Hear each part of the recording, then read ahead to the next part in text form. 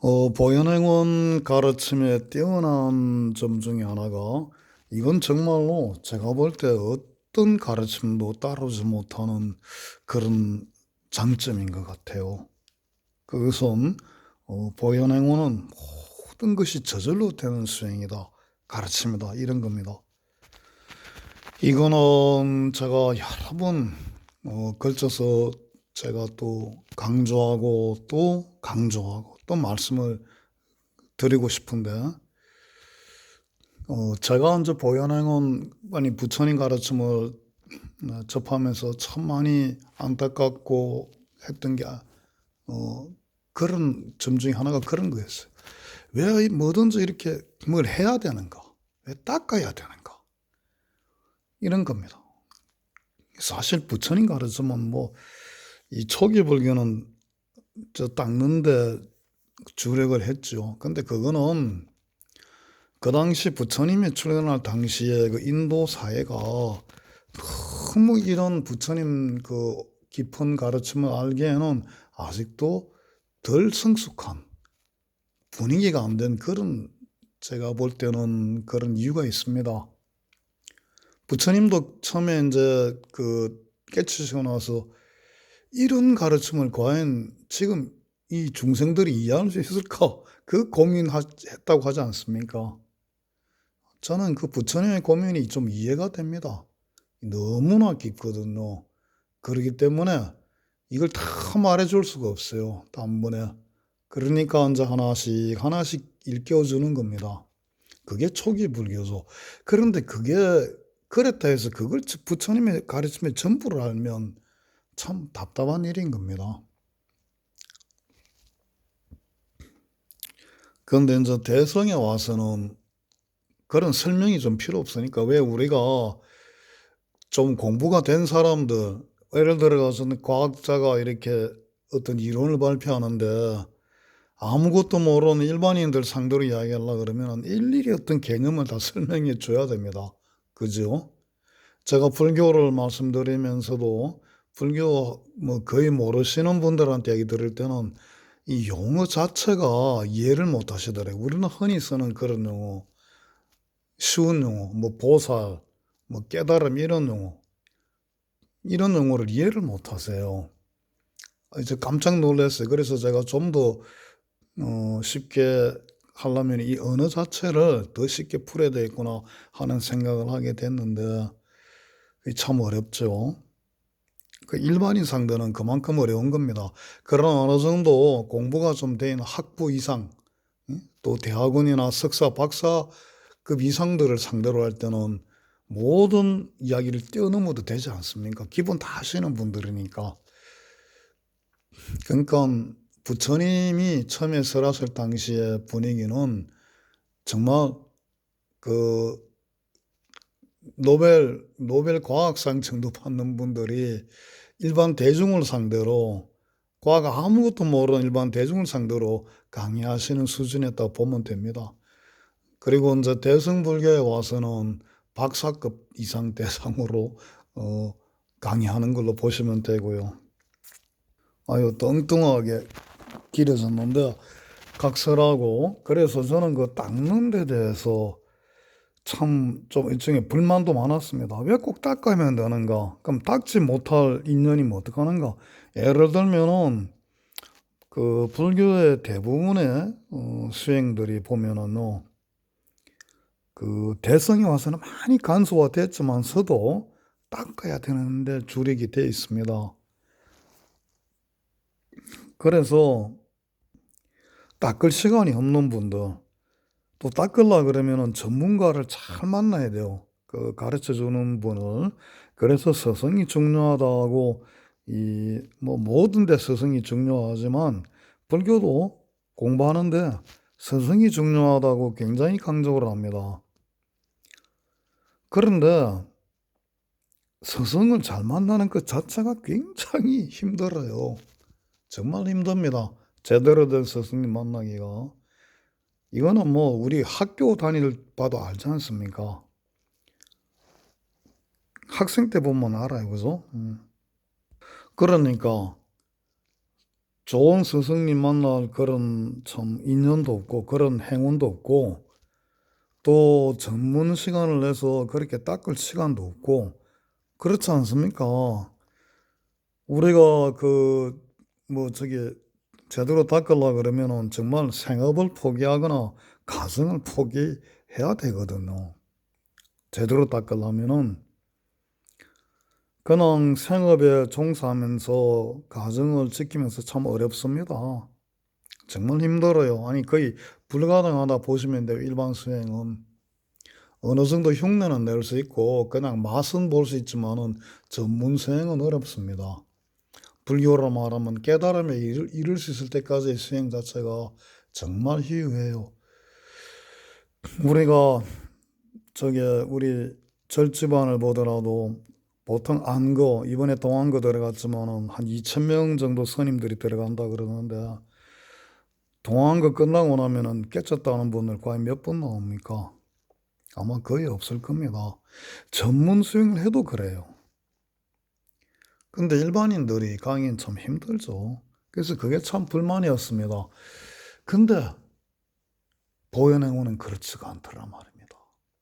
닦을 시간이 없어도 누가 가르쳐 주지 않아도 좋은 스승님을 못 만나도 이 보현행원은 누구나 할 수 있어요. 생업에 종사하면서 꼭 굳이 출가하지 않아도 전문가를 못 만나도 전문 수행을 안 해도 뭐 이렇게 가르침을 설사 못 받는다 하더라도 왜냐 원을 세고 간절한 바라는 마음을 내고 우리가 일상에서 이웃을 공경하고 찬탄하며 섬기며 살아가는 거는 이거는 우리가 본래 갖추고 있는 능력이거든요. 또 본래 우리가 해 나가야 되고 배워야만 될 또 인간이라면은 아니면 이건 더 나아가면은 생명이라면은 누구나 가지고 있고 누구나 할 수 있고 또 누구나 이거를 발휘해 나갈 그런 진짜 우리의 본질입니다. 그러니까 그게 가능한 거예요. 그리고 이런 누구나 할 수 있는 일은 아무것도 아닌 것처럼 보이는 행동, 이 보편적인 우리의 어떤 행위가 바로 모든 우리가 불교에서 말하는 모든 공덕, 모든 결과물을 저절로 가져오게 한단 말입니다. 이게 정말 놀라운 보현행원의 특징입니다. 예를 들어 가지고 불교에 가면은 하심하라 소리 참 많이 듣습니다. 하심이 뭡니까? 나를 낮추는 거 아닙니까? 그리고 겸해지는 거죠. 그래서 건방진 사람들, 교만이 많은 사람들은 하심하라 소리 엄청 듣죠. 그래서 예를 들어 3,000배 시키고 뭐 몇만 배를 시키기도 하고 그렇게 합니다. 자기를 낮추는 그런 걸 가르쳐 주기 위해서. 그런데 잘 안 돼요,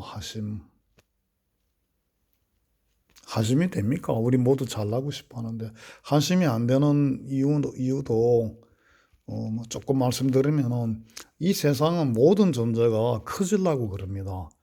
그래서 키도 더 큰 사람이 좋고 회사도 대기업에 다니면 더 으쌰 기분 나고 나라도 땅덩이가 크면 좋은 겁니다. 이 우주 자체가 팽창하고 있는 것도 더 커지고 싶어서 그래요. 아파트도 사면 더 큰 아파트 살고 싶고 자동차도 더 큰 자동차, 좋은 자동차 사고 싶은 게 다 인간의 그런 본래 존재가 그런 겁니다. 그렇기 때문에 하심이 안 되는 이유가 뭐냐면은 자꾸 커지고 싶어 하는데 하심은 커지지 못하게 하는 거거든요. 그러니까 이 잘 안 됩니다. 그러니까 본질적으로 생명의 흐름을 역행하는 거예요. 하심이라는 거는. 다 잘 나가고 싶어 하는데 그건 잘나지 말라 그러니까 힘들죠. 그런데 보현행은 하심이 저절로 돼요. 왜냐? 공경을 가르치기 때문입니다. 이 공경은 뭐냐 그러면 내가 커지는 거예요. 공경이란 거는 아니 엄밀히 말하면 모두가 커지는 겁니다. 모두가 윈윈하는 거예요. 성장하고 잘하는 게 그게 공경입니다. 내가 남을 공경하면은 공경하는 만큼 내가 커져요. 왜냐하면 위를 바라보기 때문에 내가 위를 바라보면은 바라보는 만큼 위로 자랍니다. 그리고 상대방을 띄워주는 거기 때문에 상대방도 더 공중으로 뜨게 돼요. 우리가 저 사춘기 이제 성장이 시작될 때 키를 더 크게 하려 그러면은 쭉쭉 뻗는 걸 하라 그러거든요. 운동을. 농구나 배구 이런 것 좋죠. 스트레칭이 되는 거. 이 공경이 스트레칭이에요, 일종의. 그렇기 때문에 공경을 많이 하게 되면은 하심하라 소리 안 해도 저절로 사람이 겸허하게 됩니다. 점점 자기의 뭐랄까, 자만심이 사라지게 돼요. 얼마나 정말 쉬운지 몰라요. 하심이 그렇게 쉽습니다, 보현행어는. 그리고 우리가 불교에서는 상을 없애라 소리 참 많이 하죠. 그것도 자만심이죠, 일종의. 나라는 자만심, 나이가 많다는 자만심, 내가 훌륭하다는 자만심, 이게 이제 상인데 그림자죠. 그걸 없애라고 이제 대표적인 게 금강경 아닙니까? 그래서 참 모든 것이 나 없는 자리에서 이루어져야 된다는 것이 이제 금강경 가르침의 이제 핵심 중에 하나인데, 그래서 사람들은 나 없애려고 많이 노력해요. 아상을 없애야지, 나라는 게 없애야지. 근데 문제가 나라는 게 없애야지 하는 마음을 내면낼수록 나라는 것이 집착을 하게 돼요.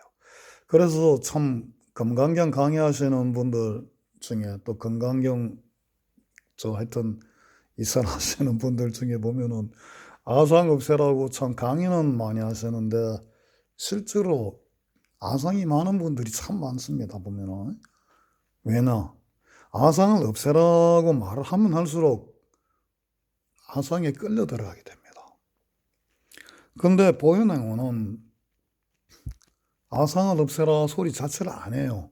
그런데 공경하고 찬탄하고 섬기다 보면은 저절로 상이 옅어지게 됩니다. 나라는 게 점점 없어지게 돼요. 그래서 우리 이제 광자덕자 스님께서 1960년대 해인사판 보현행품 강의를 내셨을 때 우리 성철 큰 스님께서 선문을 써주셨는데 추천사인가? 그런 것인데 그게 제가 그걸 보고 적때 참 놀랐던 게 무슨 서문이 이런 서문이 있나 싶었던 마음이 든 게 나라는 있고 모든 것을 있고 일체 중생을 위해 산다는 대목이 나옵니다. 거기에 성철 큰 스님께서 쓰신 서문에. 근데 그게 제가 탄식처럼 들렸어요. 큰 스님이 탄식. 이게 그때 제가 그런 느낌으로 왜 가졌는지는 모르겠는데 이 성철 큰 스님은 이렇게 못 사는 것이 아닌가 하는 생각도 좀 든 것 같아요. 나라는 것 없이 일체 중생을 위해 산다. 이 참 어렵거든요. 근데 우리 이제 광덕 스님 같은 분은 제가 볼 때 그렇게 사셨던 분입니다. 그래서 성철 큰 스님께서 광덕 스님이 사제 동생인데 그렇게 좋아하셨다고 그래야 돼요. 뭐 그게 진짜인지는 저는 모릅니다. 그냥 광덕 스님 오시면 그렇게 100년 오시면 그렇게 좋아했대요. 큰 스님께서. 그래서 실제로 이제 광덕 스님 같은 분은 정말 나 없이 사셨다는 걸 그런 걸 참 저는 느끼는데 모르겠어요. 다른 분들은 또 어떻게 느끼는지. 하여튼 그렇게 상이 옅어집니다. 그렇게 없애려고 하던 그런 상이 사라져요. 그리고 뭐 저절로 오게 되는 결과는 굉장히 많습니다. 보현행원에 그래서 아까 제가 이 저절로 되는 특징이 있다 이런 데서 앞으로도 계속 말씀드리고자 하겠다는 이유도 그런 거예요. 요 짧은 벌써 녹음이 15분이 다 돼 가는데 요즘은 길어지면 싫어하기 때문에 이거 빨리 맞춰야 되는데 이거를 제가 마음이 급해지네요. 하여튼 깨달은 부분까지는 이야기하고 잠깐이라도 이야기하고 다음에 또 기회에 또 부연을 하겠습니다. 이 깨달음도 저절로 옵니다. 제가 참 이 금방진 소리인지 모르겠습니다. 이게 근데 근데 저는 깨달음이 저절로 온다고 봅니다. 이 보리심도 저절로 세게 돼요. 발심이 중요하다 그러지 않습니까? 불교에서. 그래서 발심해라, 발심해라 그러는데 이 발심도 저절로 되는 게 우리가 원을 세우는 게 바로 그게 보리심, 발심으로 연결됩니다. 또 그게 발심입니다. 이런 부분도 또 다음에 기회가 되면 또 이제 부연 설명드려야 되겠죠. 하여튼 그리고 결과적으로 깨달음이 저절로 옵니다. 환히 밝아집니다. 그리고 그 밝아짐의 그 내용 중에 하나가 우리 본래가 완전하구나 하는 그런 게 있습니다. 그래서 화엄경에도 그 보면은 부처님이 깨주고 나서 일체 정성이 나 똑같구나 하는 그런 걸 설하시는 대목이 나오거든요. 나와 똑같은 공덕을 갖췄구나, 완전하구나 하는 그의 대목이 나와요. 그게 그 보이는 하면 그게 느껴져요. 닦을 게 없습니다, 사실. 그래서 도노 돈수냐, 도노 점수냐, 여기에 대해서도 지금 참 논란이 많지 않습니까? 근데 사실 도노 돈수와 도노 점수가 그 차별이 없는 겁니다. 이제 도노 돈수 하시는 분들은 도노 점수를 좀 제대로 모르시고, 점수 하시는 분들은 도노를 또 좀 모르시기 때문에, 이해가 부족한 면이 있기 때문에 도노와 점수가 대립을 하는 겁니다. 또 그리고 그렇게 논쟁을 일으키는 거예요. 왜냐? 모르는 걸 알아야 제대로 알게 되거든요. 사실 대성불교에서 그 도노 돈수냐 도노 점수냐는 제가 알기로 그 크게 그 논쟁이 없었어요. 왜냐면 그냥 다만 도노냐 점호냐의 관계는 있습니다. 그래서 초기 불교는 점호의 입장이지만은 대승불교는 도노의 입장이죠. 그러니까 도노기 때문에 그 원만한 겁니다. 그래서 이 도노냐 또 점호냐 이거는 또 다음에 또 이야기하려면 무지 길어지기 때문에 다음에 얘기할 이야기고, 과음 또는 보현행원의 입장을 말씀을 드리면은 보현행원은 점호 점수로 들어가요. 처음에는 점호 점수인데 이게 나중에 도노 돈수가 됩니다. 그리고 점호 점수와 도노 돈수가 다르지 않구나 하는 것도 알게 돼요. 그래서 어떻게 되는가? 원만하게 됩니다. 원만하게. 보현행원을 제대로 하시면은 정말 원만한 그런 에너지가 발생하게 돼요. 얼굴도 온화하고 편안하고 원만하게 그렇게 변해갑니다. 이게 참 대단한 가르침입니다. 드릴 말씀은 태산 같은데, 아이고, 참, 여기서 끝내야 되겠습니다. 결론, 보현행원의 특징 중 하나가 저절로 모든 게 되게 한다. 수행도 저절로 되게 하고, 깨달음마저도 저절로 오게 한다. 여기까지 말씀드리고 끝내겠습니다. 감사합니다.